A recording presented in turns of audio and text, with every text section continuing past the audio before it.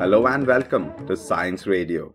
Over the next two episodes, we will talk with eminent mathematician Professor Krishna Athreya. In today's segment, we will hear about his remarkable journey from a small village in Tamilnadu to Stanford University and beyond. So this teacher one day said, look, your father could not do mathematics, your uncle could not do mathematics, and your two older brothers could not do mathematics. So maybe you don't have it in you to do this mathematics. This is Science Radio on Vidyavani 107.4. Professor Krishna Athreya completed his BA Honours in Mathematics in 1959 from Loyola College in Madras University. He then moved to Kolkata and undertook the Advanced Statisticians course from the Indian Statistical Institute, after which he was offered a PhD position in Stanford University, California. He has been a visiting professor at the University of Wisconsin-Madison and a professor at the Indian Institute of Science in Bangalore. Currently, he is a distinguished professor of mathematics and statistics at the College of Liberal Arts and Sciences at Iowa State University, Ames. Professor Athreya was in IISER Pune to conduct a workshop on Markov chains and stochastic processes from the 27th to the 30th of January 2014. Sharvaree took this opportunity to chat with Professor Athreya in the studio at IISER Pune's Media Center. Hello listeners, this is Sharvaree. Today, I am in conversation with a distinguished mathematician from the Iowa State University, Iowa, USA, Professor Krishna Athreya. Professor Athreya is visiting IISER Pune to give a 5-day lecture series on Markov chains and Brownian motion, and I made use of this opportunity to chat with him. On behalf of all of us here at IISER Pune and our listeners on Vidyavani 107.4 FM, welcome to our studio. Let me begin by asking you to share with us your incredible journey from a small town in Tamil Nadu to Stanford University.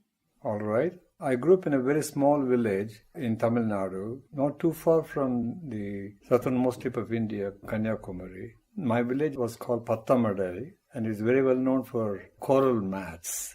The village had a beautiful school surrounded on all three sides by paddy fields, on the front by a very nice canal which had water flowing through it most of the year. I started there. My father was the headmaster of that school, but by the time I was in what was then called the third form or the fourth form, he passed away.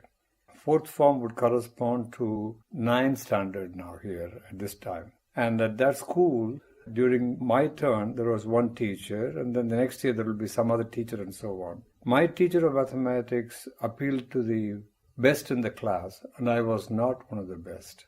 I had difficulty with mathematics. So this teacher, well known to us, because there's a small village, everybody knows everybody else in that village, he one day said, look, your father could not do mathematics, your uncle could not do mathematics. My father was the English teacher, and my uncle also was English teacher. And your two older brothers could not do mathematics. So maybe you don't have it in you to do this mathematics. Why don't you just give it up and then write an entrance exam to something known as the Accountant General's Office, AGS office. You will pass that and become a clerk, and then eventually you'll rise.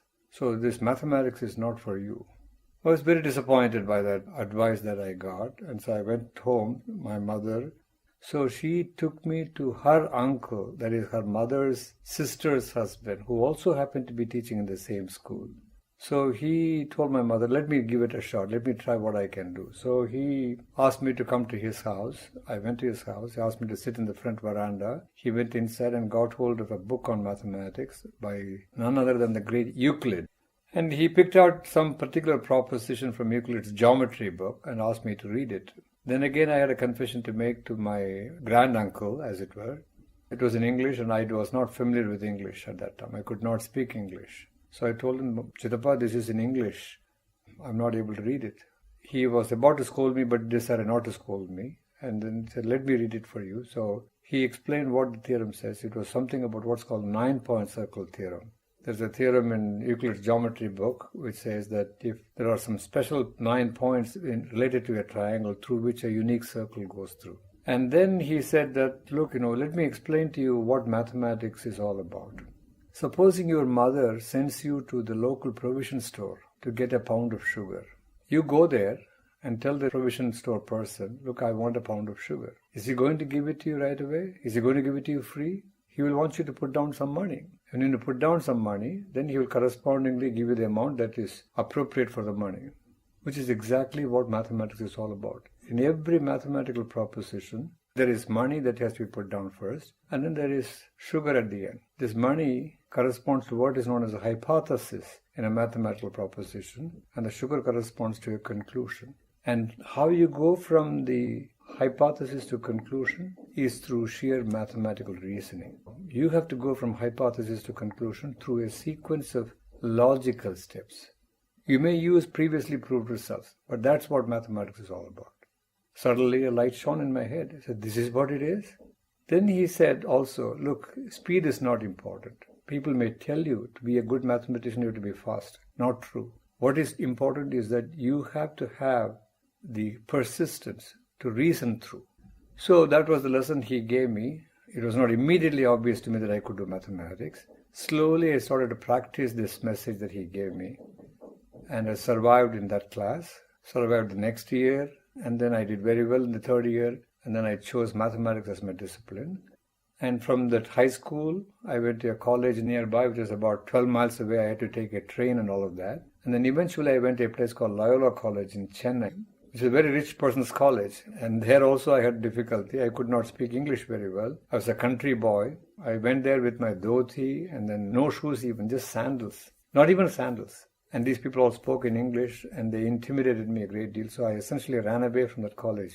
But my sister said, wait a minute, try for a week or months and then see. So I persisted. Then there was exams, midterm exams or something like that. And I found out that I could do all right. And these kids who were wearing white pants and white shoes, white shirt and all of that stuff, spoke fancy English, did not do significantly better than I am. They did all right. So that gave me confidence. And then there was one Anglo-Indian student in my class who for some reason befriended me and said, look, you teach me mathematics, I'll teach you English. That looked like a good bargain. So I taught him whatever I learned, and then he taught me English. And my sister made fun of my English because she says, this is Anglo-Indian English. Why are you learning this stuff? This is not proper English. And then I passed out of Loyola College with what is called a BA honors. And I had top rank in the Loyola College. And at the university level, it was the second in all of Tamil Nadu. And then my sister's and my mother's goal was that I would write the IAS. At that time, the Indian Administrative Service exams were very popular. The reason being that you'll have government service, Sarkari Udyogam, which is a big deal. You will get an ambassador car, and then there will be an assistant who will carry your bag, and you will get a bungalow to stay and all of that. And then more than that, several good families with prospective girls would ask you for me to be their son-in-law and so on. But I had to disappoint them. I said, look, I'm not interested. I just want to continue to think about these things. Fortunately, the Indian Statistical Institute announced their entrance exams. My sister happened to say it. She says, why don't you write this exam? Because they said that if I get selected, not only will they pay for my travel from Chennai to Calcutta, but they will also pay for my hostel accommodation, my tuition fees, everything. So the family didn't have to spend a penny because my family could not afford any of those things. So I wrote the exam. Fortunately for me, I did very well and I got selected. I went to Indian Statistical Institute. And that was a revelation. It was outside Kolkata where everybody spoke only Bengali. Here I spoke Tamil as my mother tongue. I could speak a smattering of English, not very well either. Certainly no word of Bengali. So it was very difficult again. I was very homesick and I wanted to run away from the place. Once again, I had a cousin who said, stick around. So I stuck around, eventually overcame my homesickness and stayed there, and I had the best education, wonderful time. When I finished my degree there, somebody suggested, why don't you go abroad? The idea of going abroad had never occurred to me. And I didn't even think it was possible. How does one go abroad, So then they said, well, you write a letter to various universities. So what universities? Fortunately for me, some very good people were there. You may be surprised to know this. The great Nobel laureate Amartya Sen, who is an economist, happened to have an office next to me at the IISER. He was a very young man at that time.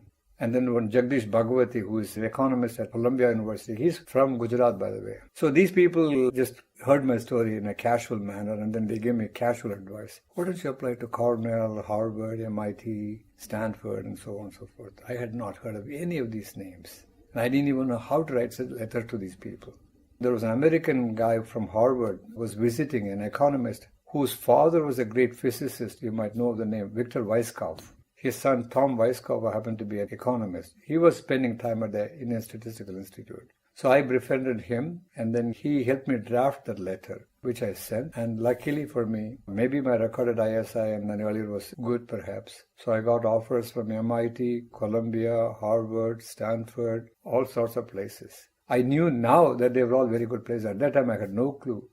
And then I again went back to these people and I said, where should I go? Then this Amartya Sen randomly said, well, go to Stanford. It's in California. The weather is good. So I chose to go to California. And there I was ready to write my thesis and be done within 2 years and run. But once I went there, the experience was different. I took a large number of courses and I enjoyed them very much. So I gave up my idea of writing a thesis in 2 years.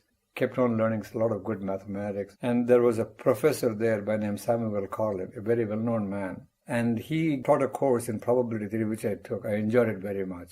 So I did very well, and I was in the top of the class. So then I went to him in a very naive fashion and said, could I work with you? He right away said, what makes you think that you are good enough to work with me? Show me you are good. Well, I said, look, I did very well in your course. That doesn't matter. That's trivial. Everybody does well in the courses. So I said, well, I don't know. So then I went away from his office. Then he came back after me and said, wait a minute, come back. Don't go with that easily. I'm writing a book on something called stochastic processes. And it has a large number of problems. It needs to be edited. I'll give you a summer job. I'll pay you $700 for the entire summer. Your job is to work through all the problems and make sure that they're okay and write all the solutions. I said, this is an offer I couldn't refuse.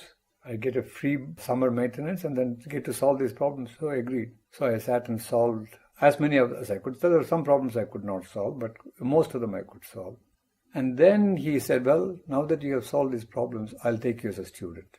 So he took me as a student. He was a very famous man, member of the National Academy of Sciences, all sorts of things. And I had a wonderful education at Stanford. He thinks I wrote a good thesis.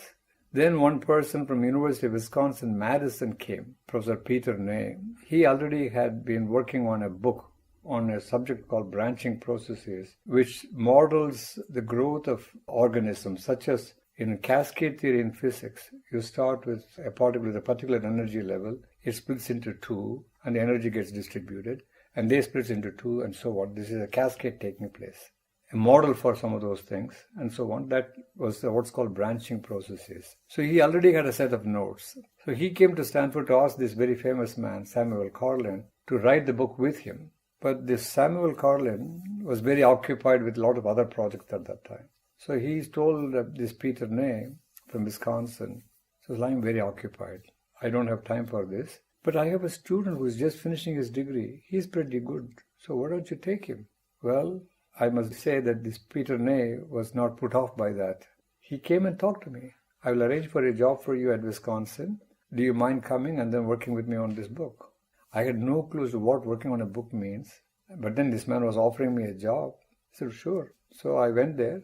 And then for a couple of years, we did not even work on the book. We were so occupied with beautiful problems. We kept on working problems, publishing papers. In the meanwhile, I had gotten married. In the South, very often you end up marrying a second or third cousin of yours.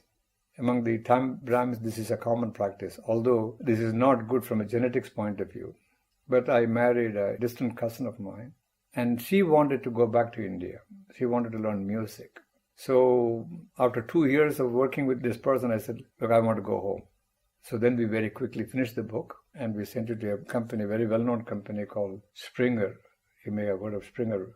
So, and they had a very prestigious series called Grundlehrende Wissenschaften, and so on and so forth, some foundation series. So they agreed to put it in that series, and band 196 or something like that.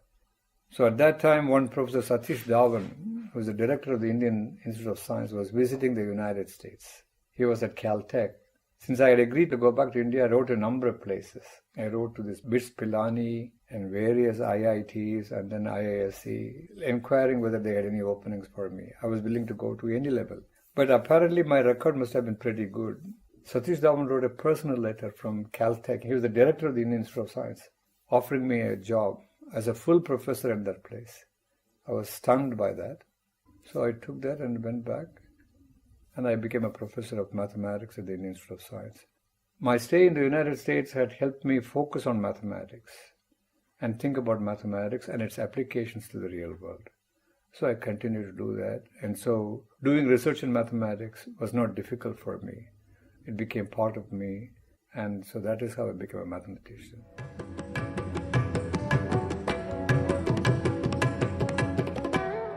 With this, we come to the end of today's episode. In the next episode, we will continue our conversation with Professor Krishna Athreya as we find out more about Markov chains and stochastic processes, the current state of research in mathematics in India, and Professor Athreya's love for Indian music. Tune in again next week for another episode. Do write to us. Our email ID is radioiiserpune@gmail.com.